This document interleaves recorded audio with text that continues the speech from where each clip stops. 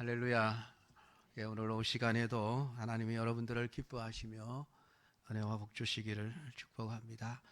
계속해서 우리 베드로전서 말씀을 묵상하고 있습니다. 오늘 이 본문 4장 1절부터 6절까지의 말씀을 쫓아서 우리가 누군가, 성도는 하나님의 뜻을 쫓아 살아야 할 사람이다 하는 제목으로 말씀을 함께 나누고자 합니다. 우리 그리스도인의 신앙의 근거는 그리스도의 고난받으심입니다. 십자가에 못 박혀 죽으심 때문에 우리가 죄사함을 받고 하나님의 자녀가 되고 이렇게 하나님을 예배하는 자리에 들 수 있게 되어진 것이죠. 근데 그 예수님의 고난이라고 하는 것은 예수님이 뭘 잘못해서 그 대가로 벌을 받은 것이 아니라 순전히 우리를 위한 것이었습니다. 우리를 살리기 위해서 죄 없으신 예수님께서 죄인이 되시고 죄의 값을 다 짊어지시고 십자가에 죽으셨습니다. 오늘 성경은 너희도 같은 마음으로 갑옷을 삼으라 우리에게 말씀을 합니다.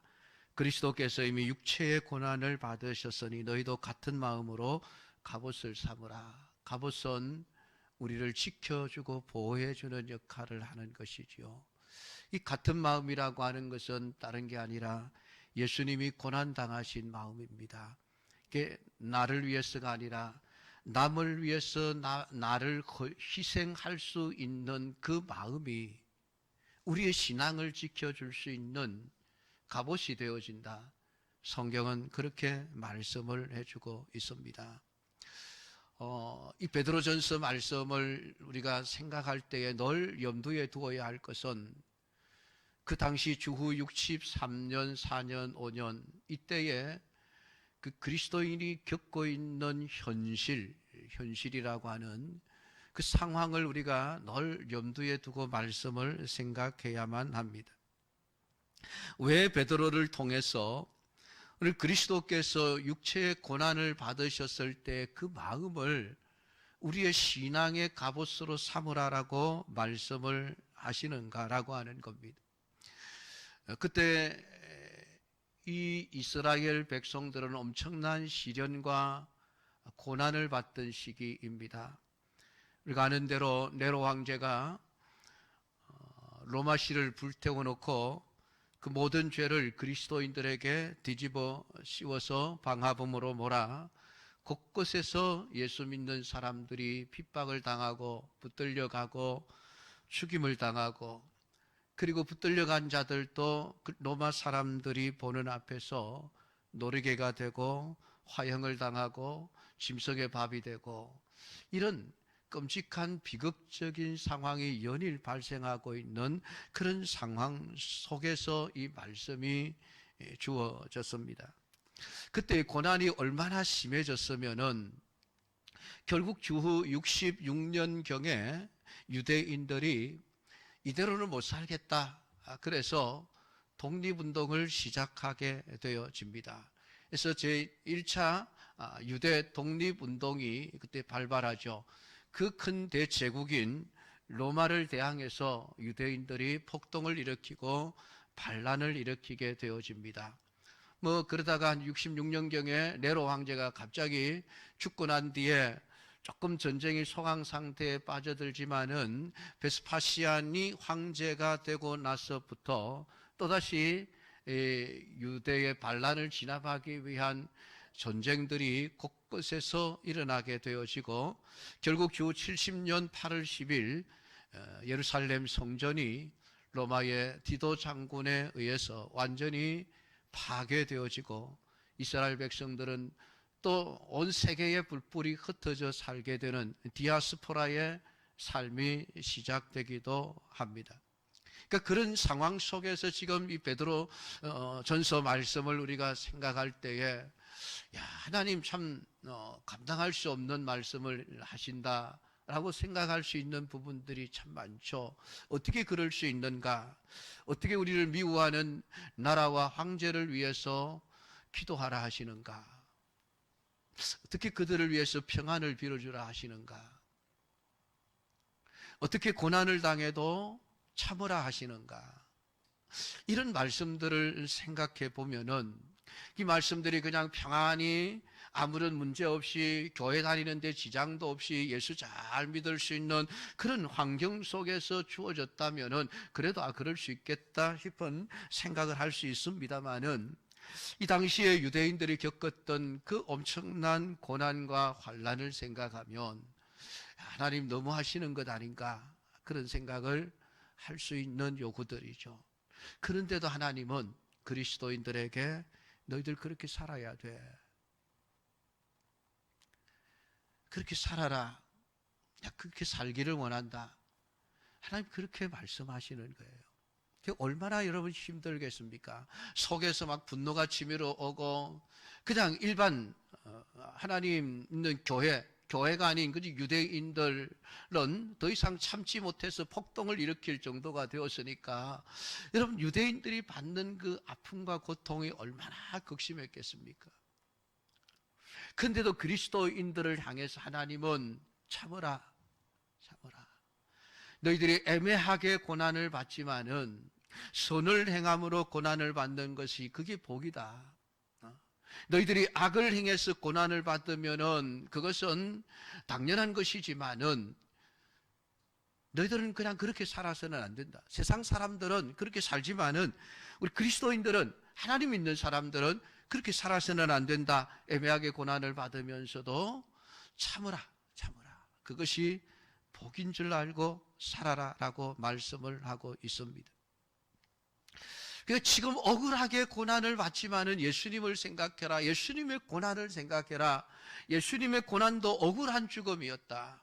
자신이 아무런 잘못을 한 것도 없음에도 불구하고 단지 누군가 타인들을 살리기 위해서 기꺼이 자신의 그 고난의 길을 걸어갔지 않느냐. 그것이 복된 인생의 길이고 그것이 하늘의 소망을 가지고 살아가는 사람들의 삶의 모습이야. 성경은 우리에게 그것을 말씀을 하고 있습니다. 세상 사람들과 달라야 한다는 거예요. 그러니까 지금 예수님을 생각하고 너희들이 그 같은 마음으로 너희들이 갑옷을 삼을 때에 이는 육체의 고난을 받은 자는 죄를 거쳤음이 결국은 그 갑옷이 우리로 하여금 그 육체의 극심한 고난을 받으면서도 속에서 막 분노가 일어나고 정말 욕이 나올 정도 같고 정말 뭔가 그냥 세상을 뒤집어 엎고 싶은 그런 생각들이 굴뚝같이 일어나지만은 그럼에도 불구하고 내가 죄를 짓지 않을 수 있는 것은 그 주님의 마음이 내 신앙을 지켜주는 갑옷의 역할을 해서 나로 하여금 죄에 빠지지 않도록 지켜주시게 된다라고 우리에게 말씀을 해주고 있습니다. 그러니까 오늘 성경이 우리에게 억울하지만은 애매한 고난이지만은 그리스도를 생각하며 참으라는 것은 어떻게 보면은 다른 사람들을 위해서 하는 것 같지만은 나를 위한 것이죠. 내가 죄 짓지 않도록 하기 위해서, 내가 죄에 빠지지 않도록 하기 위해서 하나님은 그래도 참으라.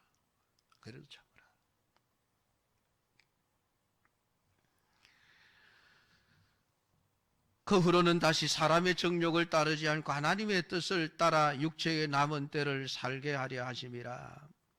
하나님이 원하시는 것은 세상 가운데서 그냥 내 감정대로, 내 기분대로, 내 고집대로, 내가 원하는 대로 그냥 살아가는 그런 삶이 아니라 하나님의 뜻을 따라 우리의 남은 육체의 삶을 살아가기를 원한다. 힘들지만, 고통스럽지만 그럼에도 불구하고 하나님의 뜻을 따라 살아가는 삶을 살아라라고 이야기를 하고 있습니다. 참 하나님의 뜻을 따라 산다는 것이 여러분 쉬운 삶이 아니죠. 로마서 12장 2절은 이 세대를 본받지 말고 하나님의 선하시고 온전하신 뜻이 무엇인지를 분별을 해라 우리에게 말씀을 하셨습니다. 세상을 쫓아가지 않으려면, 세속화되지 않으려면 하나님이 무엇을 원하시는지 하나님의 뜻을 잘 알고 있어야 합니다. 우리 교회가 평생 표울어서 하나님의 소원을 가슴에 품고 그것을 이루며 행하는 교회였으면 좋겠다. 늘 그런 마음을 가지고 있습니다. 우리 연광교회는 사람의 소원이 이루어지고 사람의 뜻이 이루어지는 것이 아니라 하나님의 뜻이 이루어지는 교회였으면 좋겠다. 사실은 우리가 늘 기도하지 않습니까? 그것을 주기도문 얼마나 많이 합니까? 뜻이 하늘에서 이룬 것 같이 땅에서도 이루어지이다. 그 기도죠. 그 기도. 근데 그 뜻이 누구를 통해서 이루어집니까?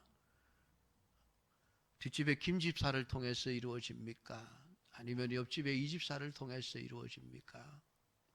아니죠. 기도하는 나를 통해서. 뜻이 하늘에서 이룬 것 같이 땅에서도 이루어지기를 원합니다. 기도하는 나를 통해서 하나님의 뜻이 이루어지는 거예요. 그 주기도문이 그냥 쉽게 하면 그냥 암송하고 끝나지만은 내용을 생각하면 여러분 결코 쉬운 기도가 아니에요.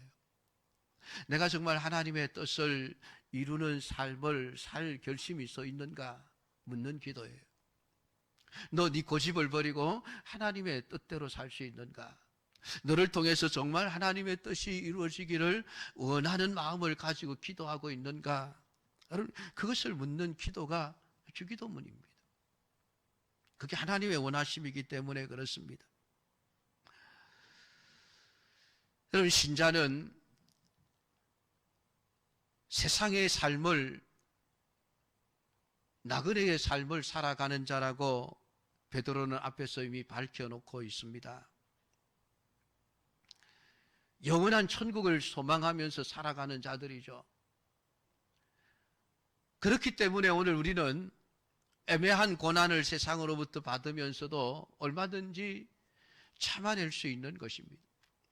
세상에서 물질적인 손해를 보고 육체적인 고통을 당하고 명예를 잃어버리고 내가 가진 모든 권력과 지위를 다 내어놓는다 할지라도 그 모든 것들이 잠시 있다가 없어질, 썩어질 것, 없어질 것들, 사라질 것들이라고 생각을 하고 하나님이 우리에게 주신 영원한 천국의 그 소망, 썩지 않고 새하지 않고 없어지지 아니할 참된 그 소망을 내가 바라보고 살아간다면은 내가 육체적이고 물질적인 건 조금 없어진다 해도 별로 안타까울 것도 없고 아까울 것도 없다는 거예요. 그게 나그네의 삶입니다.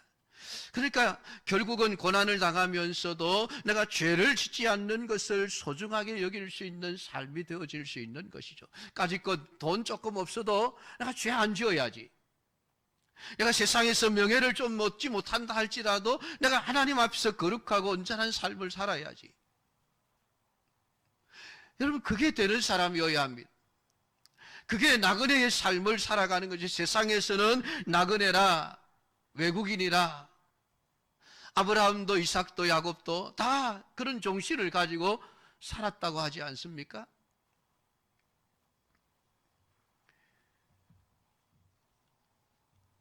오늘 우리가 영원한 하나님의 나라를 소망하며 살아가게 되어질 때에 오늘 하나님에 대한 시각도 달라질 수밖에 없습니다. 하나님이 그저 내 소원을 이루기 위해서 존재해 주시는 분이 아니라 이 땅 위에 하나님의 뜻이 이루어지기를 위해서 소망하고 계시는 하나님의 뜻을 알고 그 뜻에 내가 합당한 자로 살아가는 자가 되는 것, 여러분, 그것이 우리의 하나님을 보는 시각이 달라질 수밖에 없는 것입니다. 내 뜻보다 하나님의 뜻이 중요해지는 사람, 여러분, 그게 신앙의 성숙이에요. 우리가 초신자 때에 처음 예수를 믿을 때에는 얼마든지 우리의 소원을 이루기 위해서 하나님 앞에 나와, 하나님, 내가 이렇게 아픕니다. 내가 고통스럽습니다. 내가 힘듭니다. 하나님, 나를 구해 주십시오 라고 우리의 소원을 이루어 주시는 하나님을 생각하며 하나님께 도움을 구하실 수가 있습니다. 그게 신앙의 출발일 수 있습니다. 대부분 다 그렇게 신앙의 출발을 하죠. 그러나 신앙의 세월이 하나하나 쌓여가면서 우리의 신앙이 성숙해지게 되어지면은 그때부터는 내 뜻이 중요해지지가 않습니다. 하나님의 뜻이 중요해지는 것이죠. 나를 위해서 하나님 무엇을 해주시겠습니까? 하던 사람들이 이제는 내가 하나님을 위해서 내가 무엇을 해야 할까요? 하나님을 위해서 내가 어떻게 살아야 할까요? 이 질문이 우리에게 나와져야만 하는 거예요. 그게 성숙한 신자입니다. 어린아이가 아니라 어른으로서의 신자죠. 여러분 그렇지 않습니까? 여러분의 자녀들이 유치원 때, 초등학교 때, 중학교 때, 고등학교 어릴 때는 자기를 위해서 부모님이 존재를 하죠. 부모님도 그걸 인정을 합니다. 그래, 너희들을 위해서 내가 존재한다. 아이들이 필요한 게 뭐가 있을까? 그 부모의 입장에서 아이들이 필요한 것들을 다 하나하나 다 챙겨줍니다. 그러나 아이가 성인이 되고 나면 달라져야 되죠. 근데 지금 한국 교회의 큰 문제가 바로 그거죠. 캥거루족이죠. 캥거루족. 캥거루가 그 새끼가 어미의 그 배에 달려있는 주머니 속에서 늘 생활하듯이 장성을 하면 밖으로 뛰어나와서 이제 독립을 해야 되는데 여러 가지 환경이 상황이 여의치 않으니까 장성한 성인이 되었어도 부모의 어떤 그 날개를 벗어나지 못하는 캥거루족. 이게 많아지는 게 문제죠. 근데 우리의 신앙이 그렇게 되어서는 안 된다는 겁니다. 오늘 우리가 장로가 되고 권사가 되고 집사가 되어 신앙생활을 한다는 의미가 무엇입니까? 나는 그래도 좀 성숙한 신자가 되었다는 의미가 아닙니까? 그렇다고 한다면은 오늘 이제는 우리의 생각의 기준이 내가 아닌 하나님으로 바뀌어져야만 합니다. 오늘 베드로전서 4장 1절부터 말씀하고 있는 이 말씀의 의미가 그렇습니다. 그 후로는 다시 사람의 정욕을 따르지 않고, 이 사람의 정욕이라고 하는 것은 자기 욕심 아닙니까? 나를 위해서 살던 사람이 이제는 하나님의 뜻을 따라 육체의 남은 때를 살게 하려 함이라. 하나님의 뜻을 따라 사는 사람으로 바뀌어지는 것, 오늘 이것이 참된 성숙한 그리스도인이라고 우리에게 말씀을 해주고 있습니다. 그게 예수님의 삶이죠. 오늘 예수님은 이 땅 위에 오실 때에 자기의 욕심을 채우기 위해서 오신 분이 아닙니다. 육체의 고난을 받으시는 분으로 오셨는데 그 육체의 고난을 받으시러 올 때에 아버지 하나님의 뜻을 이루기 위해서 세상에 오신 분이죠. 그러니까 예수님은 이 세상에 오셔서 33년이라고 하는 짧은 인생을 사셨습니다마는 그 삶은 어떻게 하면 육체를 좀 편하게 살게 할 것인가, 어떻게 하면 육체가 잘 되는 삶을 살 것인가, 예수님은 그런 고민을 하신 적이 없으십니다. 예수님의 관심은 내가 어떻게 육신적으로 세상에서 잘 먹고 잘 살 것인가라는 거기에 관심이 없었습니다. 다만 하나님의 뜻에 순종하는 것이 예수님의 전부였습니다.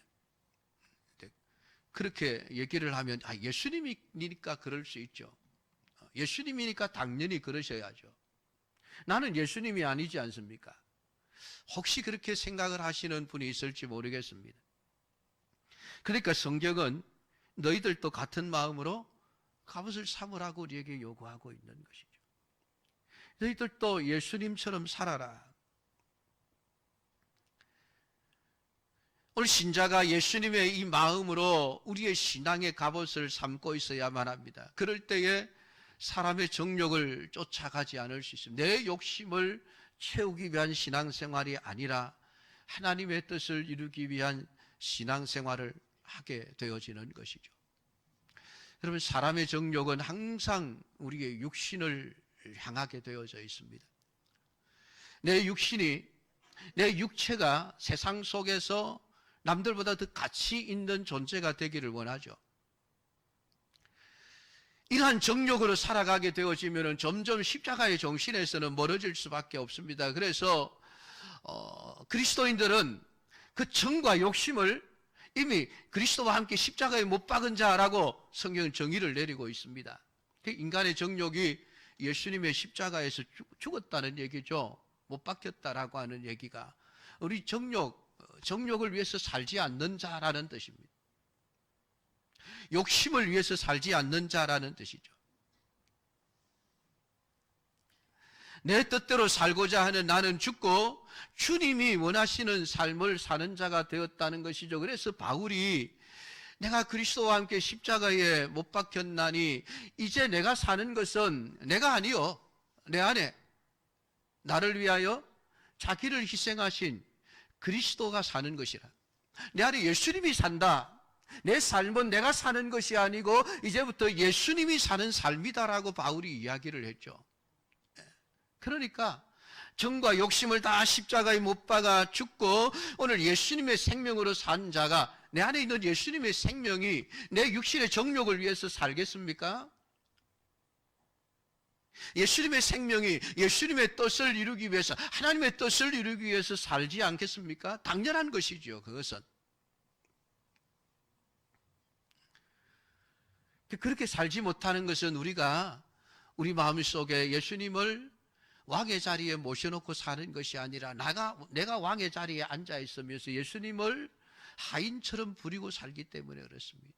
내가 원하는 삶을 위해서 예수님 이걸 하십시오, 이렇게 해주십시오 라고 명령하고 예수님은 그 명령에 순종하는 종처럼 되어져 있기 때문에 그런 것이죠.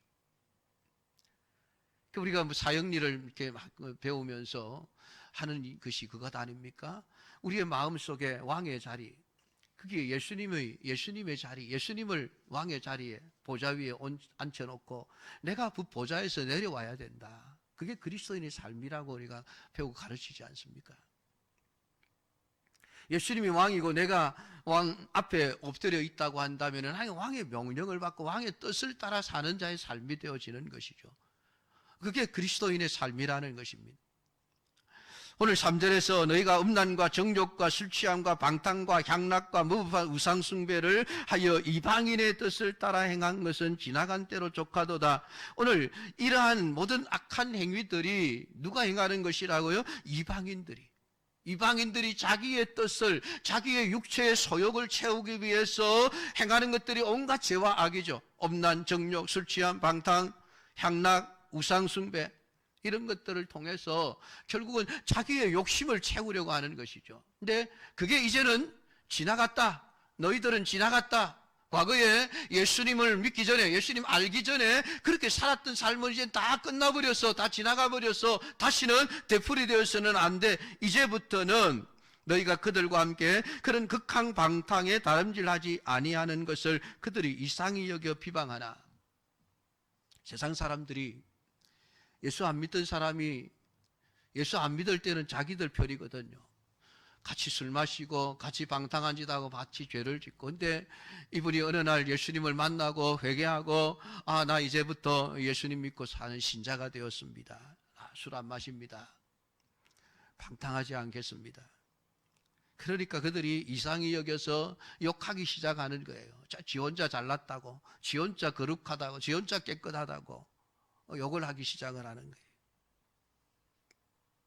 근데 결국은 어떻습니까? 그렇게 욕을 먹으면서도 참을 수밖에 없는 것은 산자와 죽은 자를 심판하기로 예비하신 이에게 사실대로 구하리라. 하나님의 마지막 심판이 남아있기에, 그 심판을 믿기에 오늘 세상 사람들이 우리를 비방하고 욕하고 할지라도 그게 개의치 않고 나는 믿음의 길을 간다.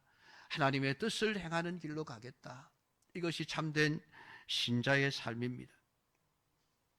사랑하는 성도 여러분, 우리는 모두 성령을 받은 자입니다.